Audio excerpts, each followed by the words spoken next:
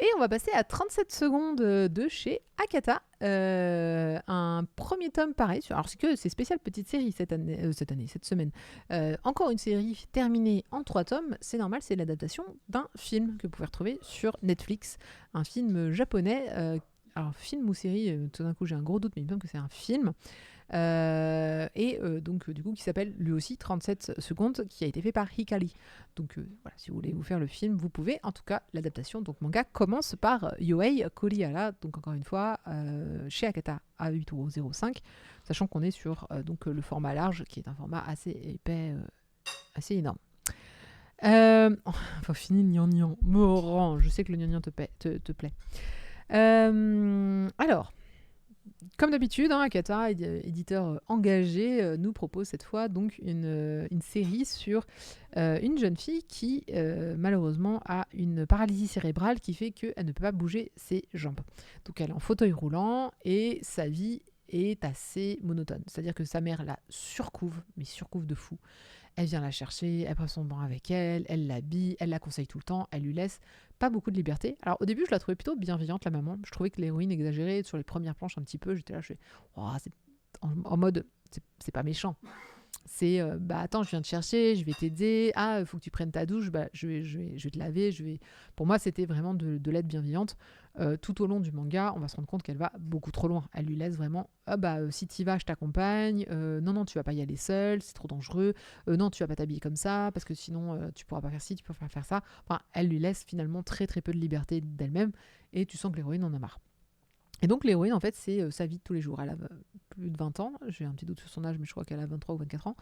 Et en fait, elle est assistante mangaka. Donc tous les jours, elle va au travail, elle aide sa meilleure amie qu'elle connaît depuis toute petite, et qui est devenue mangaka, et donc elle l'aide. Alors le problème, c'est qu'elle n'est pas assistante mangaka, très clairement, elle fait le manga en fait, elle fait tout. C'est elle qui dit qu'est-ce qui va se passer, c'est elle qui a les propositions pour la couverture. Et sa meilleure amie, du coup, en profite largement. En fait, elle lui pique les idées, elle dit à l'éditeur que c'est elle qui a tout fait, alors qu'en fait, c'est pas elle. Et elle lui sort des oui, mais c'est pour ton bien que je le fais, c'est pour ton bien que je le propose. Si c'était toi, vu que t'es en fauteuil, ça marcherait pas, etc. Donc, en fait, elle lui sape complètement ses opportunités de s'en sortir seule. Et donc, l'héroïne n'a pas d'autre choix que de rester assistante. Mais pareil, elle en a marre, elle aimerait bien qu'on la reconnaisse pour son propre travail et pour elle-même. Et donc, elle va proposer ses planches quand même à l'éditeur en disant tiens, regarde, je sais faire ça. Et l'éditeur va dire ouais, mais c'est super, mais par contre, je suis désolée, c'est trop proche du style de ta meilleure amie. T'es son assistante, je comprends, mais il faut que tu trouves ton propre style. Alors en fait, c'est faux, c'est l'inverse. C'est la meilleure amie qui a piqué son style en fait. Donc du coup, elle se retrouve un petit peu dans une impasse. Et donc, elle tombe sur une revue érotique. Et elle décide du coup de devenir mangaka d'un manga érotique. Pourquoi pas, après tout. Et donc elle appelle, elle dit bonjour, je suis mangaka, est-ce que je pourrais être publiée chez vous, et donc elle dit ouais, vous venez avec vos planches, une histoire. Et donc elle fait une histoire. Et elle est reçue donc par la rédactrice en chef, qui est une femme, et qui lui dit mais franchement c'est génial, je pense que tu fais vraiment le genre d'histoire que j'aimerais bien avoir dans mon magazine, aucun problème. Par contre, excuse-moi, mais est-ce que t'as déjà couché avec quelqu'un? Donc l'héroïne, elle est un peu déstabilisée, parce que c'est quand même une personne qui est un peu timide quand même. Et elle dit non, du coup, non, c'est compliqué avec le fauteuil, tout ça. Et elle lui dit le problème, c'est que tes histoires, elles manquent de sincérité. Si t'as jamais couché avec personne, c'est difficile quand même d'écrire ce genre d'histoire. Reviens quand t'auras niqué, quoi. En gros, concrètement. Donc l'héroïne, elle fait ok. Et donc commence le long combat pour l'héroïne de trouver quelqu'un. Peu importe qui, à part super, c'est exactement ça. Que ce soit quelqu'un de tarifé, que ce soit quelqu'un d'une appli de rencontre, ça va, il lui propose pas lui-même. Non, alors j'ai dit que c'était une femme. C'est plutôt. Elle a pu lui proposer. Non, qui lui dit fais-toi un peu d'expérience, puis reviens. Et donc, voilà, c'est ça. Ça va être un peu ça. Je pense que le manga, c'est sa recherche, en fait, de trouver quelqu'un. Malgré qu'elle soit en fauteuil. Et dans cette recherche, en fait, elle va tomber sur le quartier Kabukicho, qui est le quartier des plaisirs au Japon. C'est marrant parce qu'il y a un autre manga qui va en parler juste après. On va reparler de ce quartier. Et elle va tomber sur, on va dire, sur une bande de joyeux loufoques. Un mec en fauteuil, la femme qu'il paye pour être avec lui et son aide-soignant. Et tous, en fait, sont vraiment des joyeux lurons de ce quartier-là et ils vont la prendre un peu sous son aile et ils vont un peu ils vont être super bienveillants avec elle et ils vont l'accompagner un peu dans ça. J'ai appris qu'il existe des gens spécialisés dans les handicaps. Alors oui, tout à fait. Malheureusement, c'est interdit en France. C'est un gros débat. Puisque la prostitution est interdite en France, quoi qu'il arrive, et bien du coup, il n'y a pas non plus d'accompagnement. Ça portait un nom, je ne l'ai pas là tout de suite, mais c'est des personnes de confort ou un truc comme ça. Non, ça c'était pendant la guerre, c'est ça? Oui, les femmes de confort, c'est pendant la guerre. Je ne sais plus quel nom ça porte, mais effectivement, il y a des gens qui se spécialisent dans. Ouais, mais c'est pas que sexuel, c'est simplement apporter un soutien moral, émotionnel et potentiellement sexuel aux personnes atteintes d'handicap. Parce que ces gens-là, c'est très compliqué pour eux d'avoir des partenaires et ils ont des besoins comme tout le monde. Donc dans pas mal de pays, ça existe. Mais en France, malheureusement, ça n'existe pas ou ce n'est pas autorisé, alors qu'il y a des gens qui le proposent. Enfin, il y a des hommes et des femmes qui proposent ce genre de choses. Alors, chez nous, on a éventuellement les escortes et certains escortes acceptent en fait les personnes qui sont atteintes de handicap, mais ça reste pas tout à fait la même. Ça reste pas tout à fait la même chose. Donc, elle se pas spécialisée parce qu'il faut quand même s'y connaître un petit peu si tu veux. Donc, c'est complexe. La dame dans le reportage revendiquait son rôle dans le soin de ce type de population. Tout à fait. Et il faut se battre pour que ça existe parce que c'est vrai qu'il y a c'est des gens qui ont le droit aussi qui ont le droit d'avoir des câlins, qui ont le droit de trouver quelqu'un.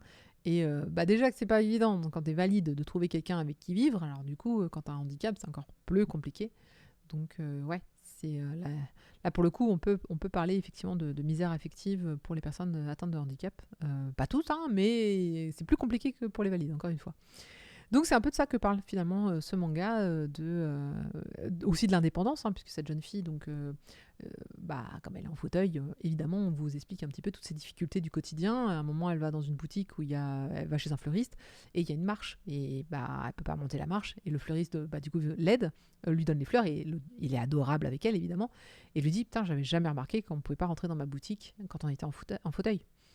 Donc, encore une fois, ça c'est les mangas Akata, et je les remercie pour ça, parce que je pense que vraiment, c'est des thématiques qui sont importantes, qui vous rappellent que les personnes en situation de handicap, leur quotidien, c'est plus galère que nous, les valides, que c'est pas... Voilà, c'est en plus un handicap moteur, qu'il y a des aménagements à faire, et elle, sa vie, elle est encore plus compliquée. Bon, après, elle est au Japon, donc il y a aussi faut comprendre qu'en France, Japon, c'est pas la même chose.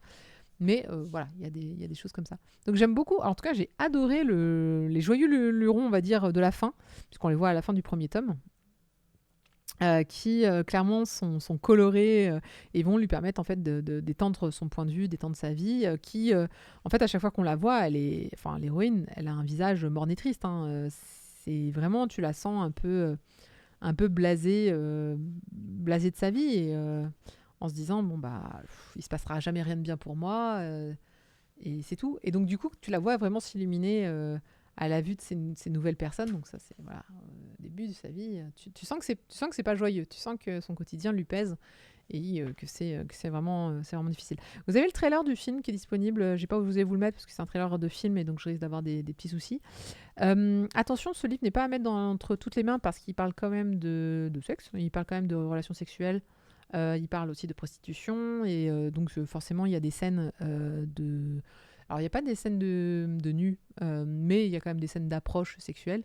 Donc vous ne pouvez pas le mettre, je pense, en dessous de 16 ans. Ça me paraît compliqué.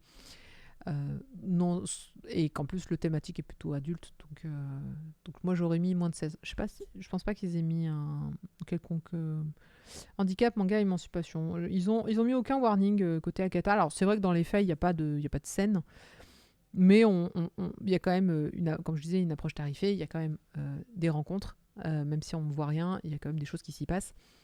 Donc je l'aurais pas mis entre toutes les mains, en tout cas celui-là. Et puis ça parle quand même ça parle de hentai, ça parle de tout ça. Je l'aurais mis entre 14 et 16 ans si vous deviez le donner.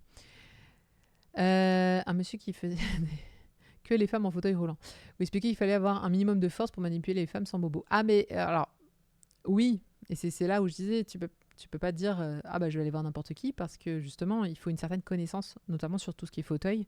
Il faut une connaissance de ce que tu peux faire, pas faire, de éventuels entre guillemets, pas inconvénients, mais des spécificités qui peuvent être un inconvénient quand t'as pas l'habitude. Donc ouais, faut s'y connaître un tout petit peu. Voilà. Donc du coup, tu peux pas prendre n'importe qui et tout le monde. Et souvent, à cause de ces spécificités, de toute façon, tout